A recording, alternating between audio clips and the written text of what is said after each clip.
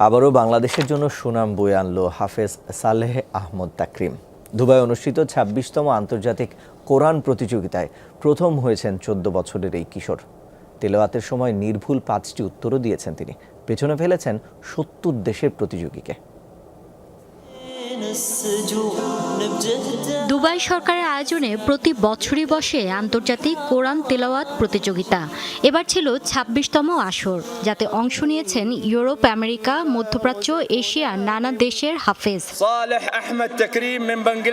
সেই আয়োজনে বাংলাদেশের নাম আবারও উজ্জ্বল করলেন হাফেজ সালেহ আহমেদ তাকরিম। এক্সপো প্রাঙ্গণে ১৪ বছরের কিশোরের হাতে পুরস্কার তুলে দেন দুবাইয়ের শেখ পরিবারের সদস্য শেখ মোহাম্মদ বিন রাশিদ মোহাম্মদ আল মাকতুম। প্রতিযোগিতায় দ্বিতীয় ইথিওপিয়ার আব্বাস হাদি ও তৃতীয় সৌদি আরবের খালিদ সুলাইমান। আসসালামু আলাইকুম রাহমাতুল্লাহ। আমি আপনাদের মাধ্যমে দেশের জন্য, প্রতিষ্ঠানের জন্য, উস্তাদ, মা বাবা এবং মুসলিম উম্মার জন্য দোয়া চাই। কোরআন প্রতিযোগিতার মূল পর্বের নিয়ম অনুসারে তিলাওয়াতের সময় একাধারে ৫টি প্রশ্নের নির্ভুল উত্তর দেন তাকরিম। পেছনে ফেলেন ৭০ দেশের প্রতিযোগীকে। উপহার দেন স্বভাবসুলভ মুগ্ধকর তিলাওয়াত।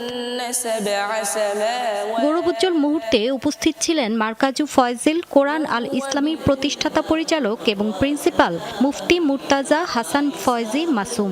এ সময় বাংলাদেশ থেকে প্রথম বিচারক শোয়াইব আল আজহারিকে বিচারক হিসেবে সম্মাননা প্রদান করা হয়। বাংলাদেশের যে কোনো অর্জনেই একজন বাংলাদেশী হিসেবে নিজেকে গর্ববোধ করি।